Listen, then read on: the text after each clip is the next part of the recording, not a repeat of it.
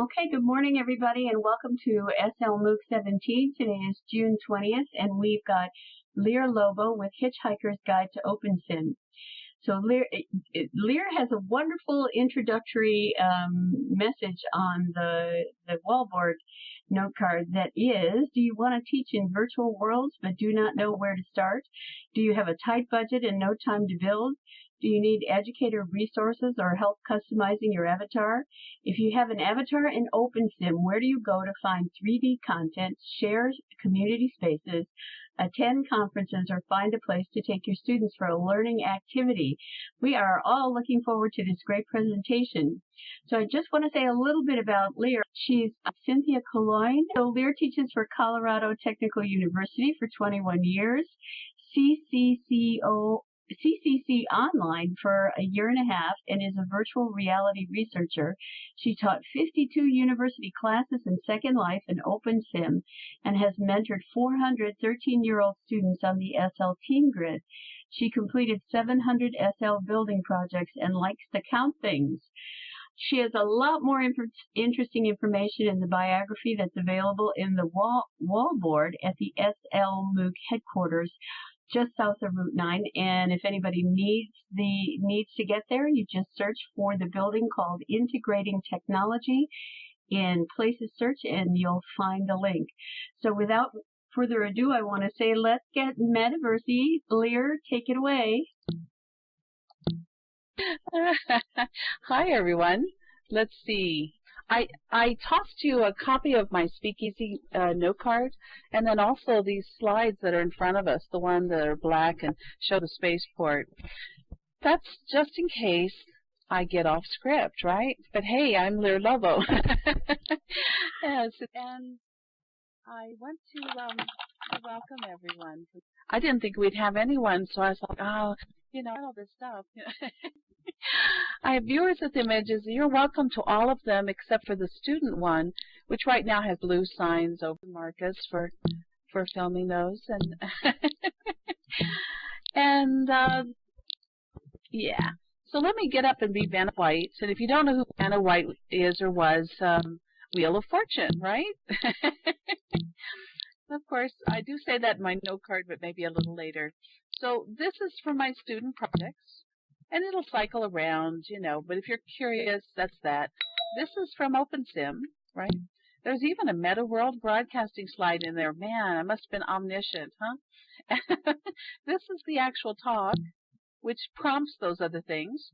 And then this is stuff from like the Fantasy Fest Fair and other things for educators of interest.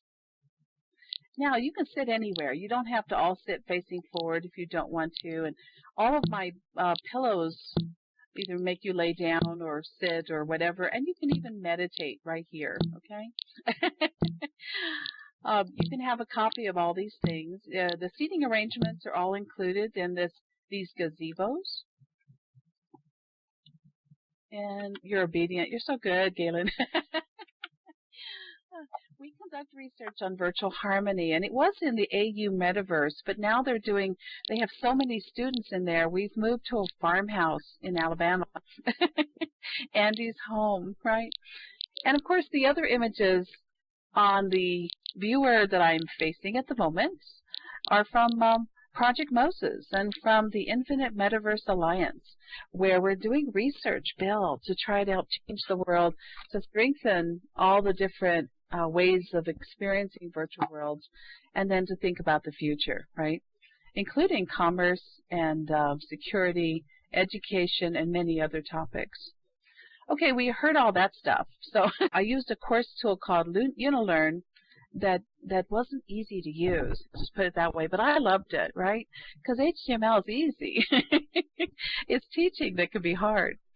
So in 1995, my doctoral research, I designed a virtual reality environment using an easy-to-use interface. That's easy for me to say, right?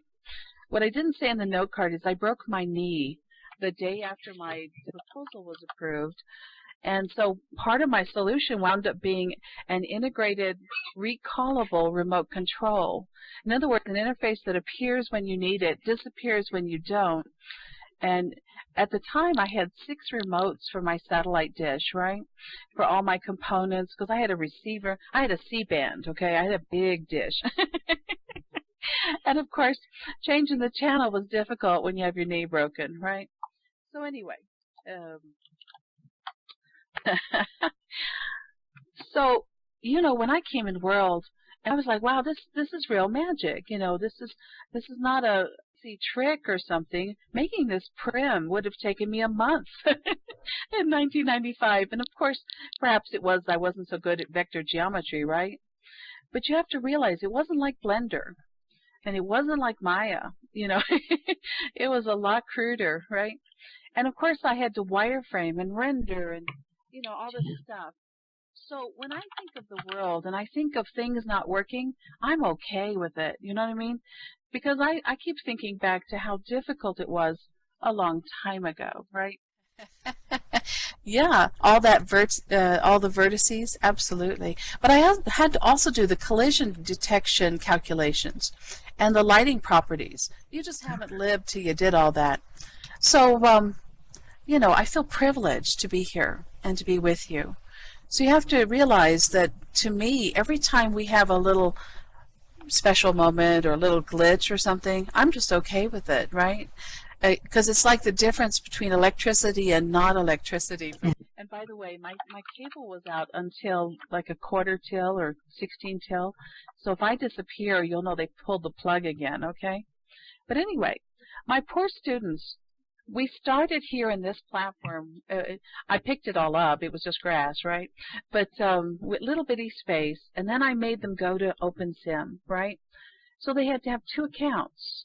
Imagine your first day in World and you have to have 2 accounts.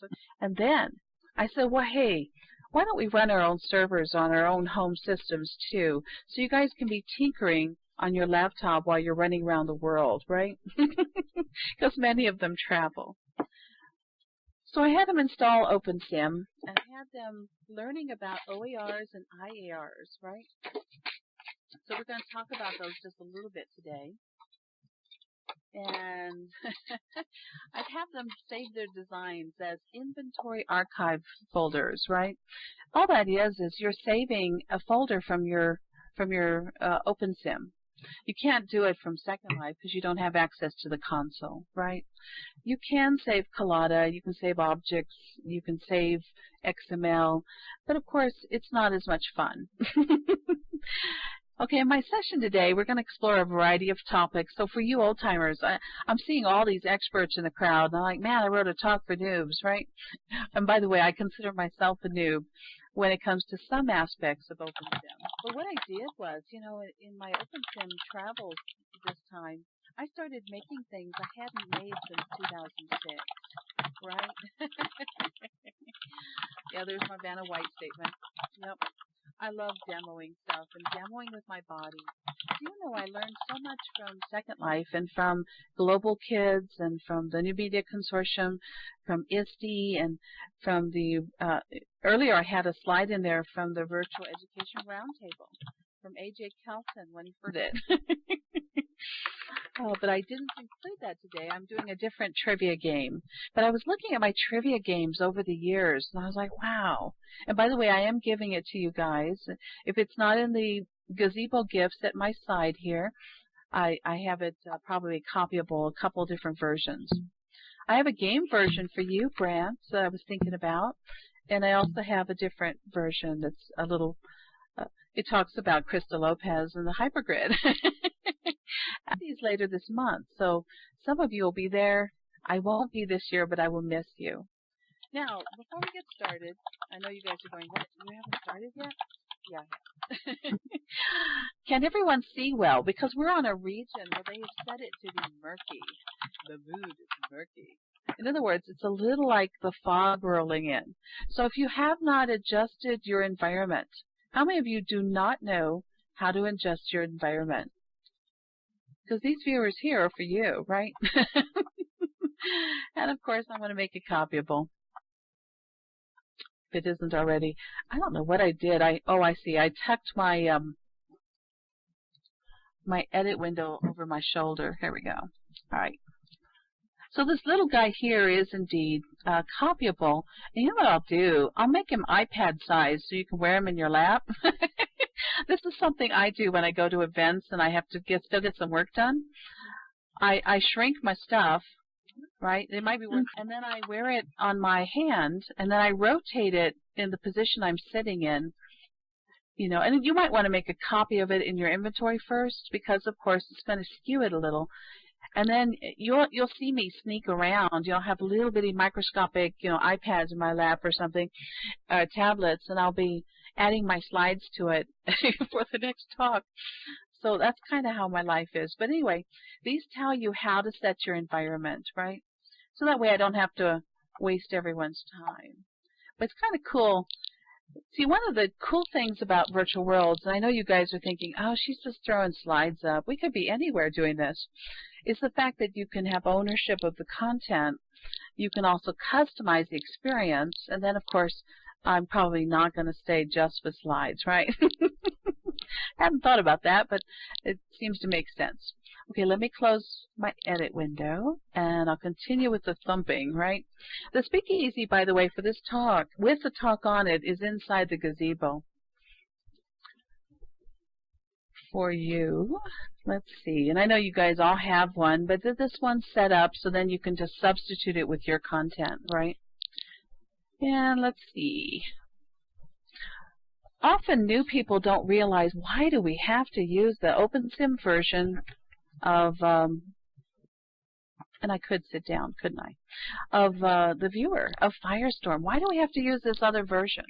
Well, it has to do with the digital rights, right? We don't have the license to use Havoc, and did you know in the early days we did use the same viewer for both? We actually had OpenSim grids in some of the early versions. Yep. Well, the Havoc physics is licensed, so it's not a free utility. So we can't use the viewer that has it embedded in it, Fidget. So we're using BulletSim. And the cool thing is, and I think Mal Burns was there and others, the guy who wrote BulletSim came by to one of our Moses and IMA meetings. So the thing I love about the OpenSim is your core developers drop by, you know. That's like having the entire Linden team drop by or something, you know, while you're just having a meeting. and having them drop by and explain why they're doing what they're doing. There'll be a slide over there to my left, even with this grass, that'll show all of us sitting around a bar, and there'll be third-party viewer developers, like the folks who did Imprudence or Kokua. They're sitting there, and other folks. It's just amazing. So when I think of the OpenSim, I think of touching, I think of a very close community where we're touching minds, where we're meeting, right? Okay, well, back on track here. You know, we've been doing a lot of touring in OpenSim, not just with the Hypergrid Safari, which unfortunately I keep missing, right? But in looking around the world, and then also looking at the OpenSim freebie of the day, right? We were over at DigiWorlds, and is Monvey here? Let me take a look. Keep an eye on my, yeah, you are. I was so worried about you that I wrote this next part of the talk for you. It's also on that little viewer that you guys may have gotten a copy of, right? And it's about mesh. I don't know if you guys wear a lot of mesh, or maybe you do. Maybe you're an old pro at it, right? But sometimes people don't realize that when you're a new user and you start in a world with mesh, that might not be the best place to start, you know? Yeah, because imagine for a moment you are orange smoke, right? And you go to put your clothes on, but if you didn't know you had to add everything, right? If you started trying to wear everything, and here I'll bring a different viewer up a little bit. The problem is, I'm flipping ahead. The problem is you wind up replacing your mesh. And here's a scene that describes what I'm talking about, right? I do like show and tell. Let me get my iPad out of the way, right? And for those of you sitting on the other side, I'll move it to the center, since no one's sitting on the blankets, right? And we'll move it up a little bit. And there I am, wearing the outfit I'm wearing right now, right? And many of you know I wear long black underwear under most of my clothes, right? But of course I wouldn't want it peeking out above my chest. And of course Brant and Bill and a few others, this part of the instruction might not be as interesting to you, but you have few female students, right? And so we're thinking of our students here. And so I'm looking at all this mesh going, wow, how do I put this stuff on? There's 3 alpha layers, there's all these sizes, there's all these styles. What do I do? Well, the add button is your friend, right? So you right click and you say add. You'll notice all of my clothes are going on my right hand. Isn't that wild? Yeah. So everything's going on my right hand, which is the point here. So how do I keep it from you seeing my my undergarments, right? And the reason I'm wearing them is for people who are not wearing a mesh, using a mesh viewer, excuse me, they're not seeing your clothes. They're seeing a bunch of prim hanging from your body at an odd angle. So if you didn't know that, it can be very disconcerting when they take photos and give them to you, and you're stark naked, right? Yeah. Well, even if, yep. So it takes time for them to load, and so you see what I do. I'm very sneaky, and I wear underclothes under all that, right? And I adjust them first. I don't know if I put that on here. Here's how I do it. I go into Edit Outfit. So my first act on a new account is to right-click my inventory, create a new clothes, underpants, and wear them. Turn them to black because it's my favorite color. And and then I put my sleeve setting to 0. What it means is it winds up being like a strapless bra, right? Like a bikini. Yep. So now I look okay. That's how I look right now. But I am wearing undies. And then, of course, my boots are all messed up, right? I have to hide my feet. So I hide the feet by using an alpha layer. And that's what I look like with my undies. If my mesh didn't load, I'm not showing you the front because I am a little buxy, have a bosom, but you know, there I am. And that's my new skin, by the way, in OpenSim. I went and got the OpenSim freebie of the day from Melody's Garden. So I'm now wearing a skin that actually has lipstick. Normally I'm very plain, right? You're a nudist. Hey, there you go. So, so we'll get rid of that stuff. But and of course, this viewer here, I did. It's not as fancy as all the other viewers, but it's one prim, and it always works, right? You're welcome to a copy of it too. It is copyable. The sky that's going back now, so it's getting out of our way. Anyway, that was just a little tip for your students because, let's face it, when we're exploring OpenSim, we're interested in the student experience. It doesn't matter if we're polished and wonderful, right? If they're uncomfortable, we're uncomfortable. Let's see, let me go back and look at it. It was the one I just pushed back. Let me see if any of these. Here, I'll make the one I'm using copyable, but when I do, I better not. See, when you copy it, you may reset me back to a starting point. It's this blue sky one. I'll bring it back forward, okay? That's the one that's copyable, and it has those instructions. It's the same as the little iPad one you had. It's just my creation. Okay, so on our main talk here, and let me catch up the old speakeasy, right? When I wear hats, I always add them, by the way, so I never lose my hair anymore. I think that's one of the nicest things. In contrast, I accidentally wore my object folder one day, and I have 152,000 items, okay? It was an impressive amount of stuff that was hanging from my body, right? So I don't recommend that. Anyway, here we go. We'll move ahead to defining your identity. So here's my agenda. You'll notice I'm already up to identity, so I better get to flipping, right? We set our environment, so that's a quick look at what the other slides did. And I'm going to move the sky back out of our way, and it'll be here. You can get it later if you don't already have it. Rhiannon, you're featured on the left in at least one or two slides where we're sitting around, and Mal and the Meta World Broadcasting is on the right for you guys, etc.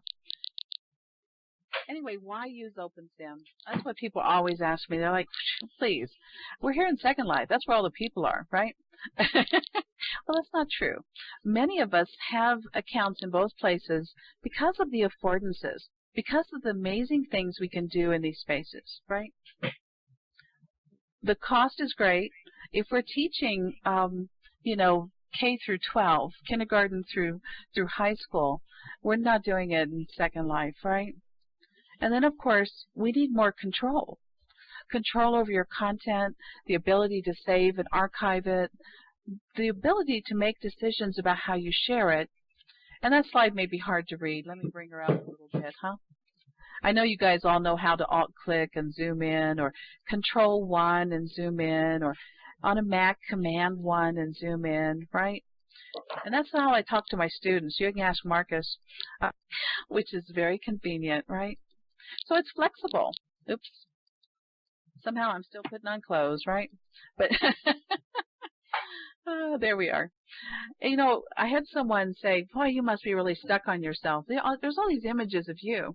Well, that's because I don't use images of students without their permission, right? A thing called FERPA, the rights to privacy. It's also easy to take pictures of yourself and to make fun of yourself, right? If you're going to make fun of someone, you're a good target, right? So there I am, and of course I look a little like a geek, don't I? I'm wearing Fleep Took's boots that I've dyed black, a skirt that I made, and my students are often, are you too poor to afford the rest of the skirt? You know, they're like, no, I liked the Matrix. Only this is my femme version, my anime, kicking it. Anyway. You're going to see how I've aged over the last 22 years. This is always a shocker, right? By the way, thanks to Rhiannon and Marcus and Mal Burns and the others from the Open Simulator Community Conference, I gave the keynote in 2013, and now I'm standing there as me. I'm rarely a boy. Only mesh hair I could, only flexi hair I could find, and it instantly made me feel like myself. The ability to twirl around and feel my skirt go up and down, and you know, that ability to feel so feminine, right? And yet I know you're looking at the left and going, feminine, what are you talking about? Believe it or not, my skirt makes me feel feminine, right?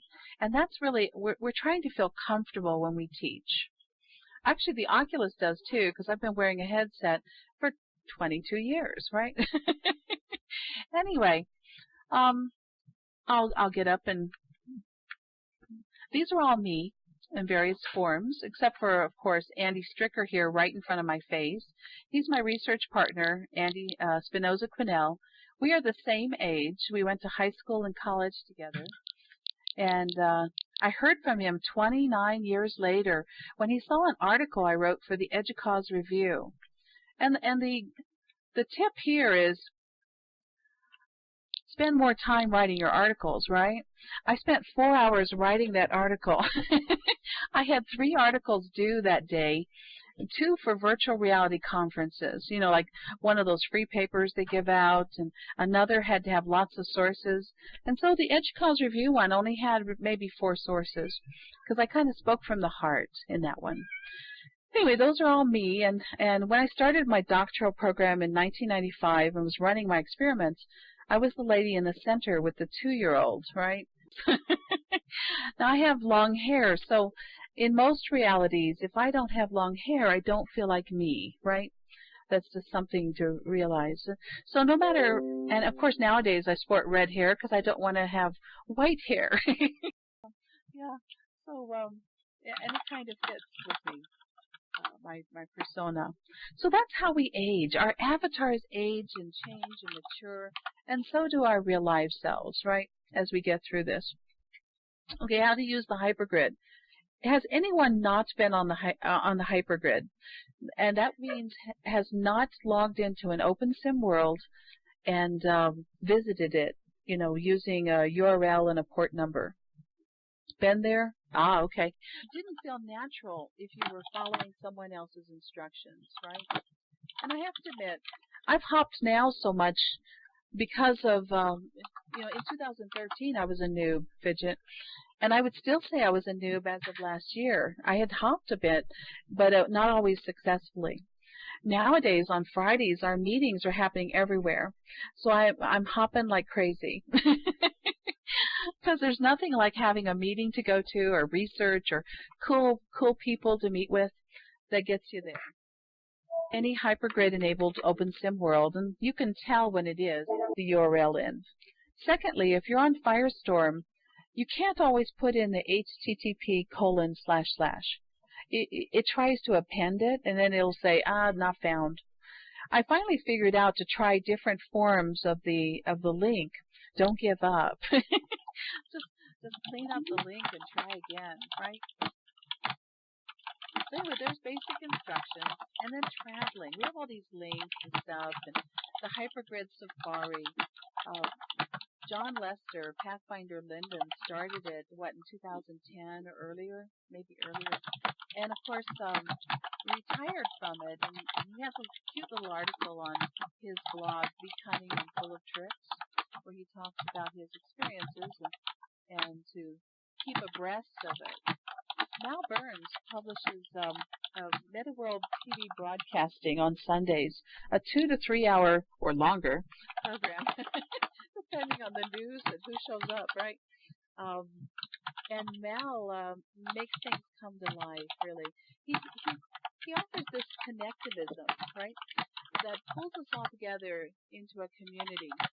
Because let's face it, these worlds are dry as dust if we don't have people who are intersecting with us, sharing with us, and making the magic happen.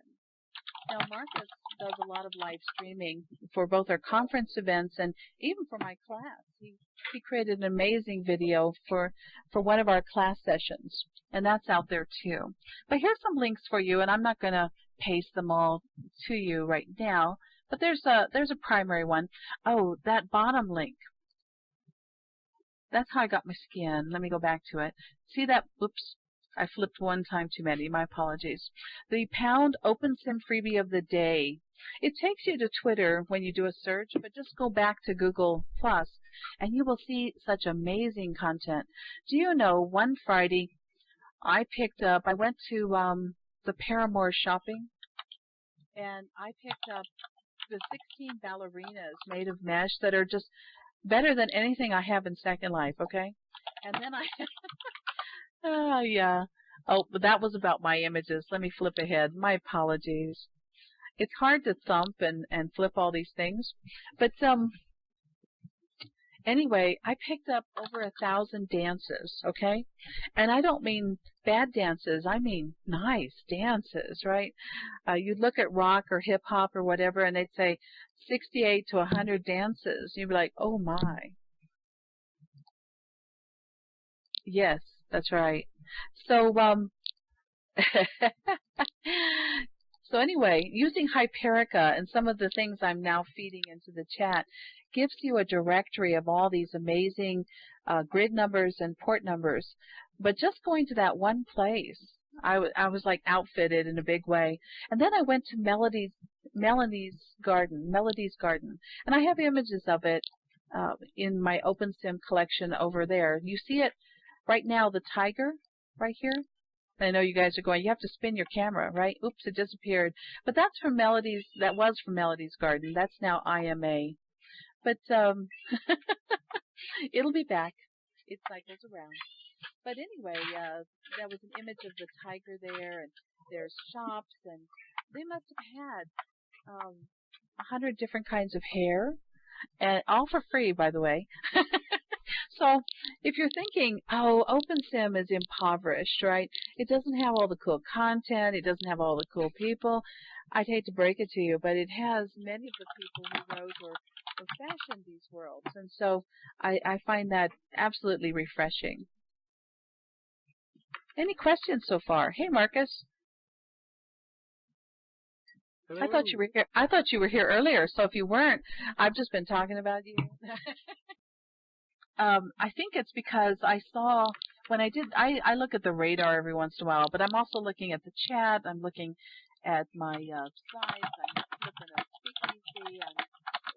glancing around the sim, you know, that kind of thing. So I thought you were here, but that's okay. If you need to go anywhere, you always feel welcome to. But anyway, how do we run our own sandbox? How do we get comfortable? Before we go hopping around, you know, we could set up our curriculum on our own sandbox, on our own system, save it as an OER or an IAR, which is an inventory archive, right? In other words, put it all in your folder. Export your folder from your desktop, your laptop, your sim on a stick, whatever you're using, right? And then take it with you when you go to log into those other accounts. Upload them on the website. You know, the website login? Yeah, just bring them in. So you can have your content and go everywhere with it. That's really very powerful too. So I have some resources, how you install OpenSim. By the way, I'm big on all my instructions on one page. So if it feels like cognitive overload, we could always break them out into different slides, but life is short, right? So we just look and grab things. How many of you have been to the Zataroo site for OERs, for OpenSim archives? Absolutely. Yeah, I'll put one together for you. I've got them all spread across the slides, but I can gather them quite easily. Absolutely. And also for, I could post them on, I don't have presenter status on the MOOC, so I was just going to post them in this week's homework. No. I'm a little behind. But anyway, I give you links to the commands, the ones I use, right? Under archive, which are load OER, the save OER, right? Load IAR, save IAR. It's really pretty simple. And of course, with my students, that's the great thing. This will be my first class where they can all save their content, the things they created, right? And so we can put them in an inventory archive and give them to them. And that way they have an artifact they can use other places, right? Good. Absolutely. See, an OER replaces the current region. So that's why I tend to load it only on sandboxes. But when we were doing the Federal Consortium of Virtual Worlds, which Rhiannon and the gang from Amvicon coordinated, right? They were the amazing design team for it, as well as, anyway, we had a little set up in a browser. So it mirrored, you know, the black screen that appears if you say commands, you know, on your PC, you know, the DOS window, the old, it's not DOS anymore, but it kind of looks like it, right? We mirrored that on to load their own OER and save them right from this command window, which is really very cool. Now the custodian for Hyperica, of course, the master list of known Hypergrid regions. That doesn't mean there aren't more of them. I mean, we're not on the list, right? And we Hypergrid. That's because we're really not big into lists. And there's a lot of little mavericks out there like us, right? Who don't always sign up and publicize. One of the reasons is because, of course, of security concerns. Yeah, we're mavericks and rebels, right? But we still love socializing. So if you were interested in getting together with your people, whether it's with your students, with other educators, friends, or whomever, join the Hypergrid Safari, even if you can't go on the tour. And on Wednesdays, and I give you instructions, let me flip to that, it is Euro-friendly in its times. Well, if you're a night owl, it is, right? Where did I put it? I must have had it earlier on these slides. So we won't stress. Next, let's play a game, huh? Everyone's like, man, I came to play a game. I didn't come for all this talk. So let's see what these slides say first. And yeah, Frankogrid. And I have the URL on one of these slides for it as well. And here, I have multiple monitors, so I will get you, here is the URL and port number for the Frankogrid. Hey, and I even had it in my speakeasy. Wonders never cease, right? You have to realize I was up all night writing this, right? So this is as good as it gets. But I was thinking about language learning students because not only do I speak for some of those conferences, but I used to be a web head back in the Yahoo Groups days. before we had EduNation here in Second Life, and before we had all of that wonderful stuff, right? Well, let's see. Let me get the game forward. I have a couple of games. Because you know me, I never know what the audience is going to like, so I have to be prepared with lots of stuff, right? Yeah. By the way, those of you who know me very, very well know I'm painfully shy.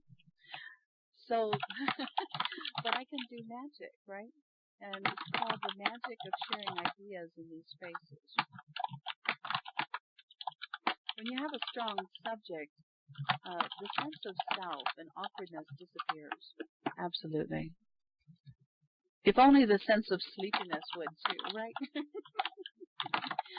Yep. Well, the web heads was a strong language learning community, and one of the cool things about going to different places, whether you're in Second Life or OpenSim, is lots of content to talk about. And in language learning, that's the magic of the learning experiences in talking, right? In these centerpieces for discussion. By the way, no talk of Hypergrid would be. And by the way, this is a tribute to Mal and Rhiannon and Marcus. This is from the OpenSim Community Conference. And I know you guys are thinking, nice. man, you're in the middle of the picture again. I'm only there because of Joyce. On the far right is Krista Lopez. I thought that you'd get a kick out of this. She's a female, well, that sounds wrong, doesn't it? The professor at USC Irving who designed the Hypergrid. And she designed meetings, right? To not have to travel so much, or when you meet, to have really great experiences, right? So the Hypergrid is this affordance where you go visit grids or worlds or accounts or servers where you do not have an account. And that's the beauty of it, right? How often would you do that in a game system, right? Yeah. No, I don't think so. And then, of course, a lot of people are interested in space. And Adam, what's his name, Joyce? Is it Thursby? On the Frisbee? left. Adam Frisbee? There we go. Yeah. Yes, Frisbee. Well, I told you I'm sleep deprived, right? There we go. Adam Frisbee. Well, you know, we were all on Meta World broadcasting together, but he was there the hour that I had to go teach. So my bot remained, and it was so funny because I heard from him that he was glad to be on the show with me, and I'm like, only in your, I wasn't really there. No. But my avatar was. In case you guys are not wondering what I'm talking about, Mal has this wonderful way of capturing us and putting us in the scene or on stage so we can be over Skype or a phone call or any kind of connectivity and still be part of the program, right? Yeah. But in this case, I was off teaching. And then, of course, there's Ram, and then Nebadon, Michael Cercone there on next to Krista Lopez. So we have these amazing teams of folks, and so I was thinking in this connectivist way about that. That's a trivia game too. That thing I just slid to the back. Now, how do we play? Well, I have setup instructions, so let me move those back because that's not very interesting, is it? And let's just play, and then you guys can have a copy of the game. Worry about setting it up yourself. And I do have some tips on my speakeasy that I may not have anywhere else on how to avoid problems, right? Because all games will have problems, right? So it's nice to know how to avoid them. By the way, when I set up trivia games, I usually have like 20 minutes before I give the talk. Yep. Oops, I better thump away, right? I'm up to resources. So I will thump for a moment. My apologies. Yeah. So it takes me about 20 minutes. Well, that was for installing an OER on OpenSim. But the last Linda Kelly one took me 2 hours. Maybe I had a glitch, right? Okay. Here we're going to play our trivia game. And for many of the questions you're going to see, the answer is going to be A, B, or C. So if you're the kind of person who's warming up your trigger, right, to play well. And by the way, it makes no difference if you win or lose. Have fun, right? Okay? And it does not matter if you know the question or the answer. Who cares? You have a 33% chance of doing well. So, and I know you're going, where's the learning on that one? You'll see. So in my game, it does not matter if it's caps or lowercase. I use that function to lower and to upper, so you don't have to worry about it, right? Anyway, but you must match the exact spelling, so no extra words, right? Oh, I forgot that this is not for some reason it's not preloading. So this is a thing on Gartner, and they said by 2015, what percentage of organizations that manage innovation will gamify them? And they were talking about processes. Will it be 60%, 80%, or 50%? A, B, or C? Just give me a letter in the local chat. Hey, and you can already tell, can you guys see the answers? Or am I only seeing the answers? Did you guys see who won that one? No. Ah, see, that's my first point here on the trivia game. And so let me bring the setup instructions back too, right? Because while we're thinking about this, is only the owner can see the real answer unless. Oh, cool. I'm gonna flip ahead on my slides here. There's a setting you can give it. And I better flip on the speakeasy too, huh? I'll get back to how to play the game. You already saw that. This is the slide that's interesting. Let me make sure it's on full bright. Yeah, okay, that's as bright as it gets. If you're feeling brave, you go into the code and you change for integer public, you change it to a 1, and then everyone can see the answers, right? The answers reported to everyone. The reason we're not reporting is we would want our students all to answer. We would want them to think the right answer hasn't come out yet, because we want everyone to participate. We don't want them to stop just because one person got it right, right? Now you'll notice, did my viewer whisper to you and say you were right, but you weren't quite fast enough? You were correct. It used to whisper. It didn't whisper politely. How rude, right? It's supposed to. Maybe I have to click the next thing. Or you have to stay within range. You have to be within 20 meters. You're wondering why the creepy signs keep getting closer, right? You have to be within 20 meters of it. So you know the trick I do in large audiences? Like for one of the Second Life birthdays I did this. And for one of the ISTE things when we were spread across islands. And for VWBPE, right, for Virtual World Best Practices in Education. What I did was I miniaturized it like an iPad and I slid it out in the middle of the audience. So when I thumped my viewer, I thumped it too at the same time. Hey, Sheila.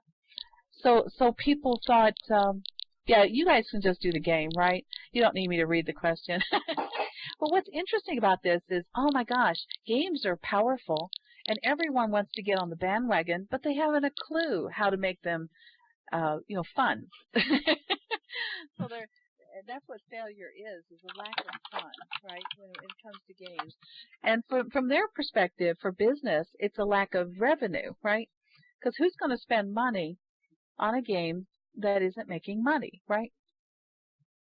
At the end, it will tell you how you did. It will score, right? This is a very small version, so we'll move along, right?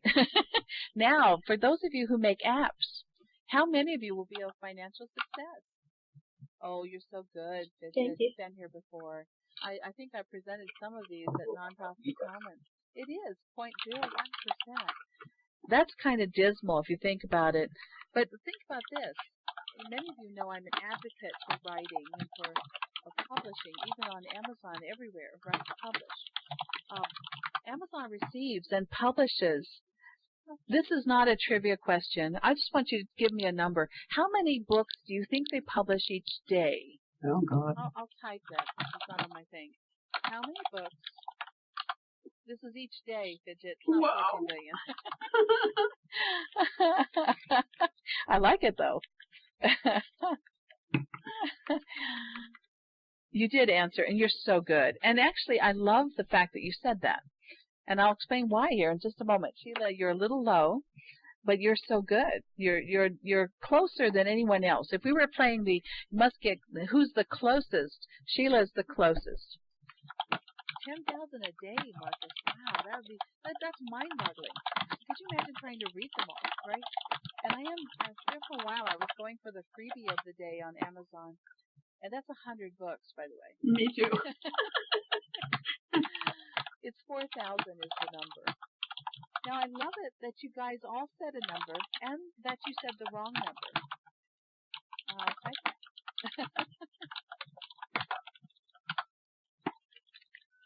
I know, listening to me type is only so interesting, right? Why do I love it that you said the wrong number?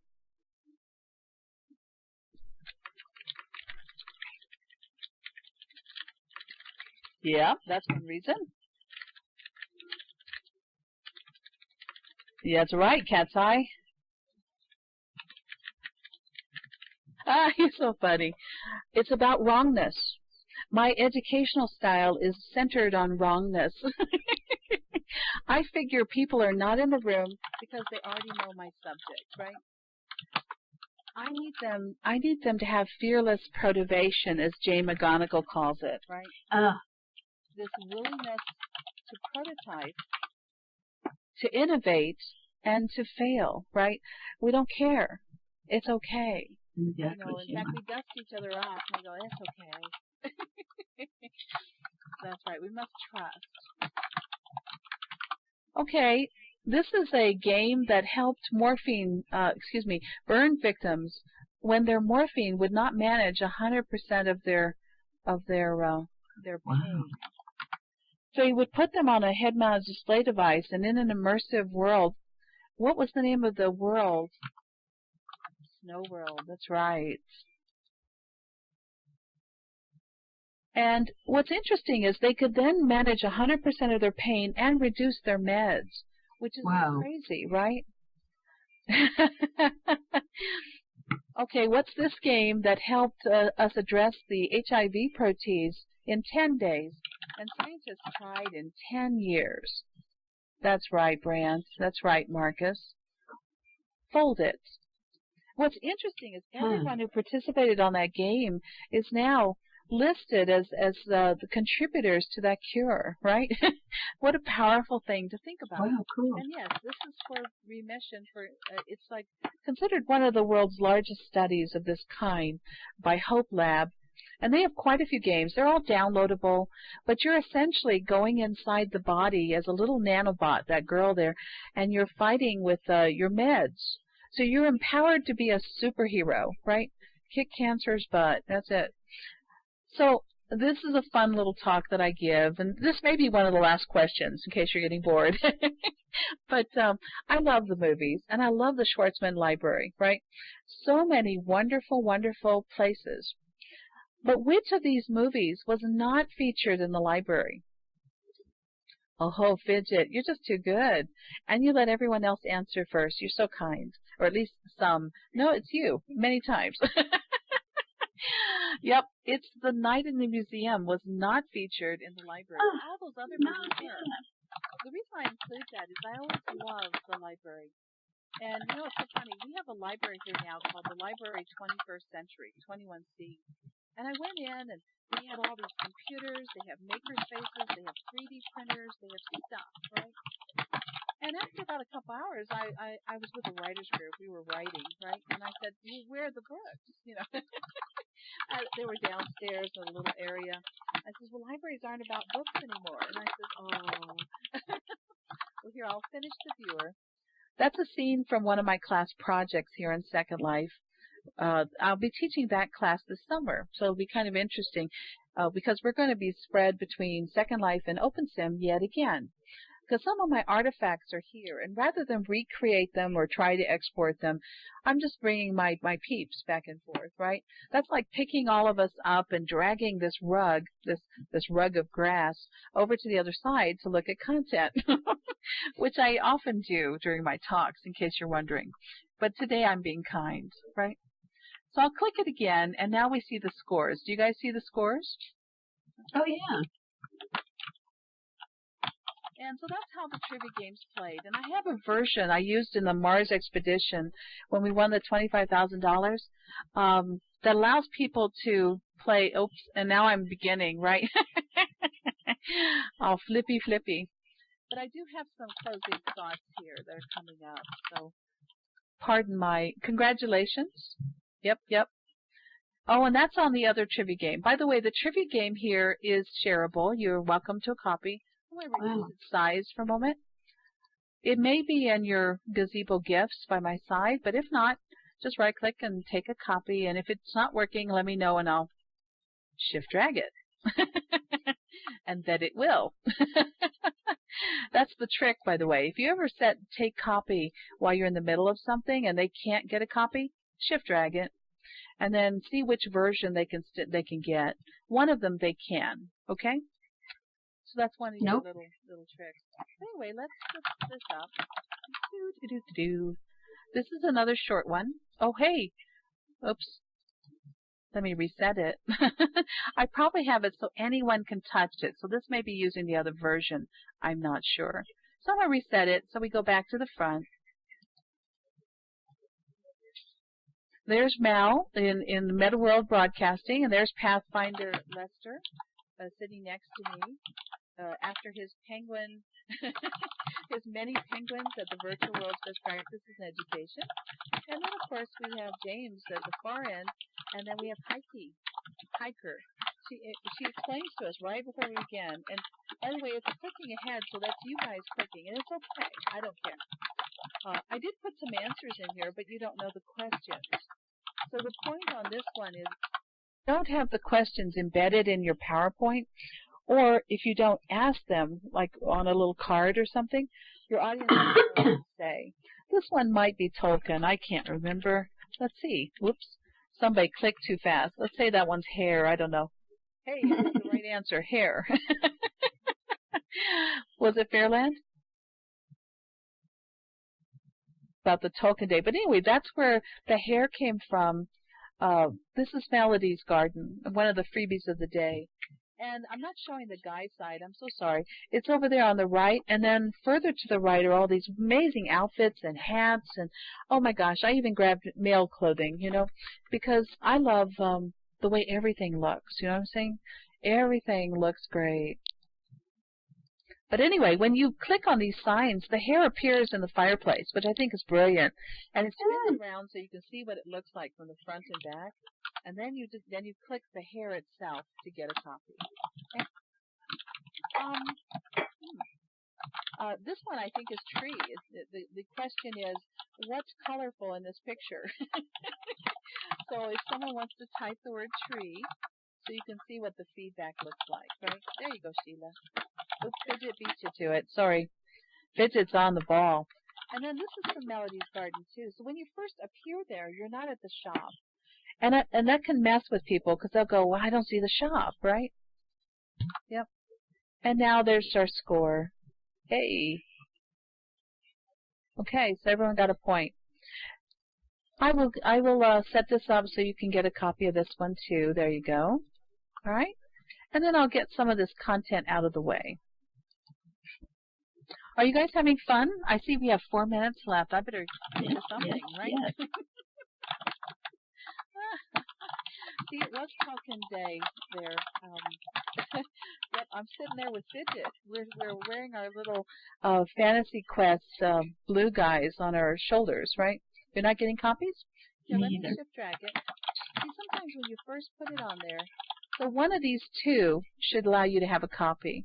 Can you right-click it and say Take Copy? Nope. No copies. None, huh? Well, how rude. Well, then the other option is I take a copy and just shove it into the gazebo, right? Let me push this back. We're easy.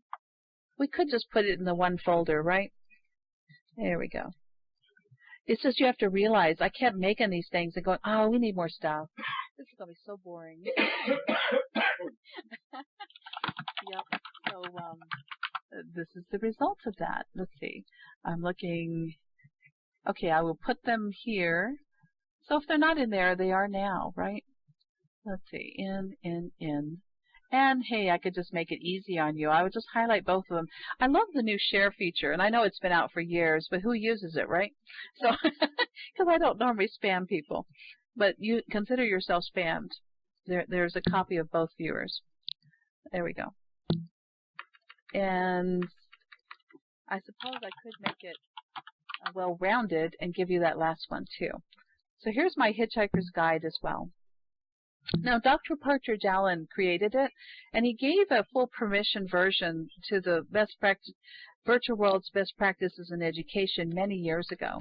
Then in later years, I noticed they were disabling in permission. He has a newer version that's really cool and does incredible stuff. So I do recommend it if you're looking for cool tools. There's a plug for a bud, right? Yeah. But anyway, so now the question is, what else do we have here? I guess I could just take some of these up and get them out of our way, right? I could bring back, everyone has their lights on, right? Yep. You're probably wondering, where am I? What am I doing here? Well, let's take a look. Let's see.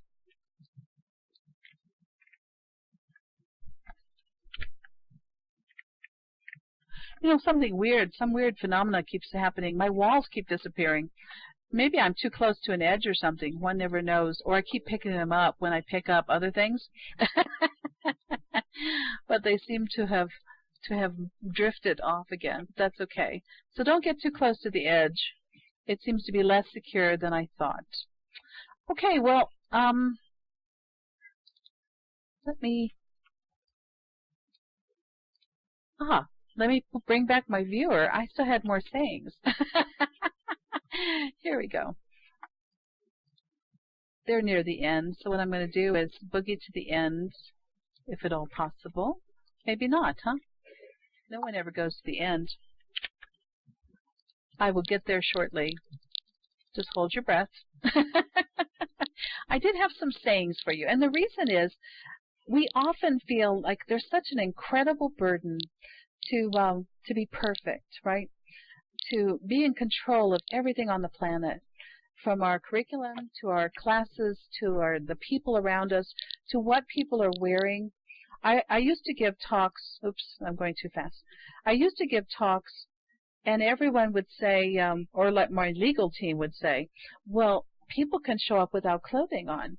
What do you do? And I says, well, I either help them get dressed or I hide them, you know.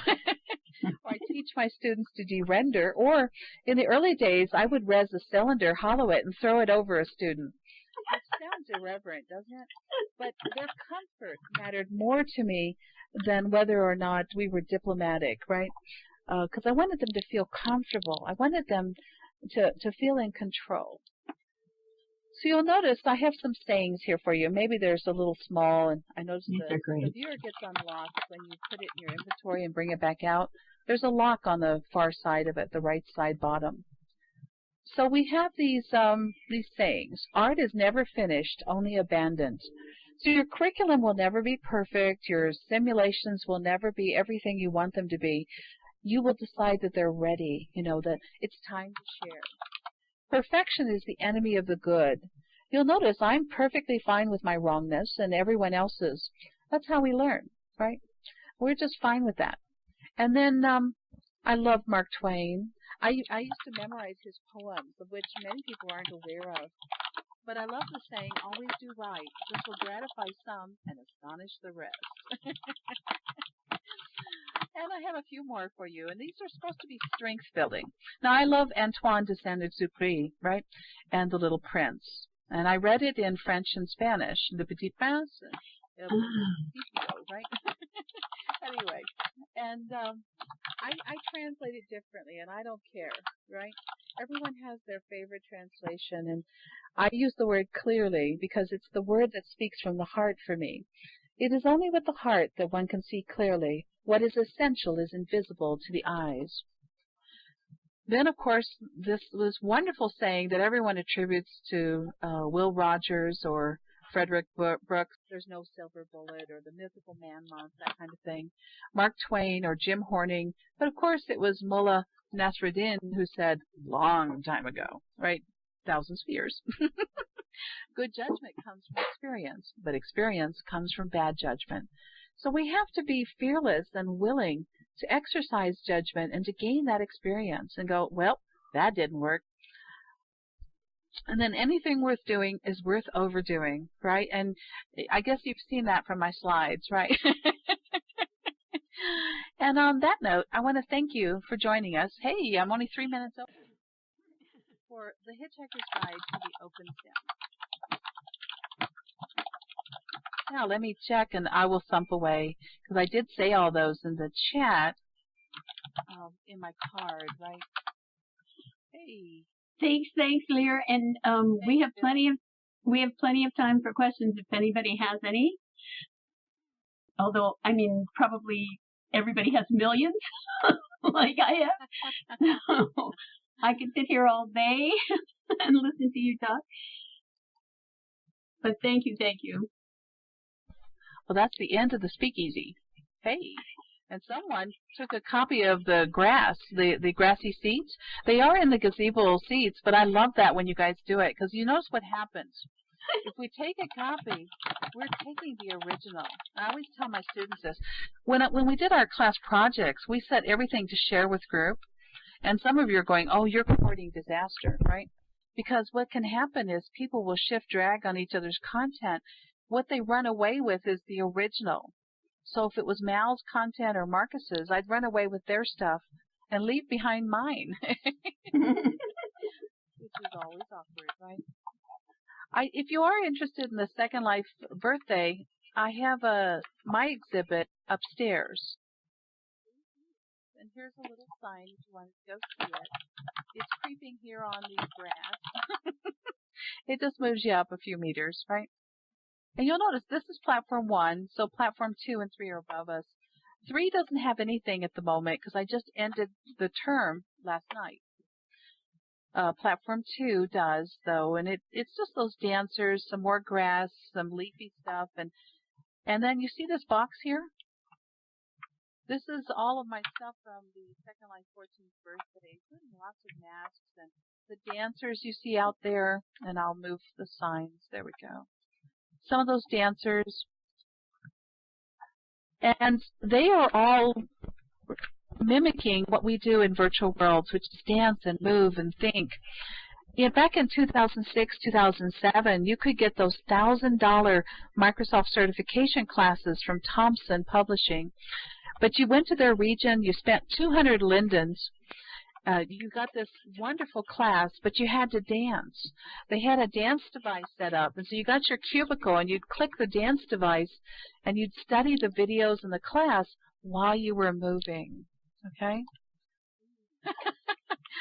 So, anyway, so last night for my final class, I had my class dancing, right? Of course.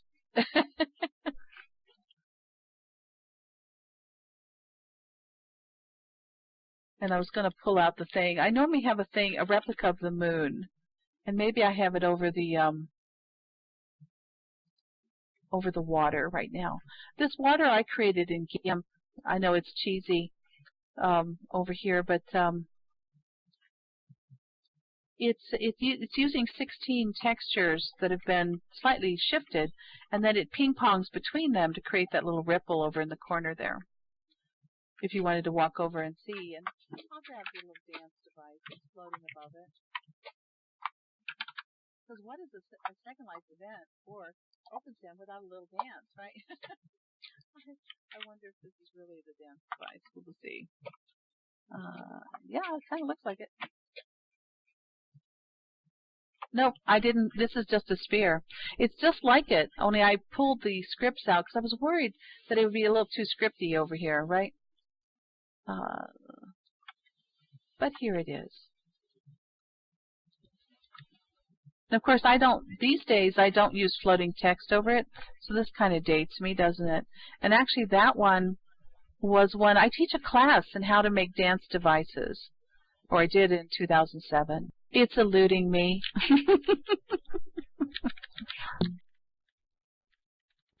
Yeah, I have collision. I love things that when you encounter them, that they respond to you. I think that's important. This is the little device I used last night, this big ball here. Because my students had never danced before, and I said, well, we haven't had a true virtual world experience until we danced, right? So, by the way, click on Love My Bun, the person who's jumping. Click on it again and say, Love My Bun, okay? The menu. Oh, well, you're enjoying jumping. I see you. Notice what he's doing now? Here, I'll move the dance out of the way. He's holding a bunny, and he's in the grass. I just love that. And now you can select other poses, and the bunny will remain, and you'll be posed around the bunny, which I think is just so cute. These were all from the Fantasy Fair, these things here, and they were all about 100 lindens, in case you're wondering, or 80 lindens. And I was shocked to find multi-level posed things that were so affordable, right? But let's face it, you can find them in OpenSim for free, or on Kitely or other areas where they use glow bits for a very small fee.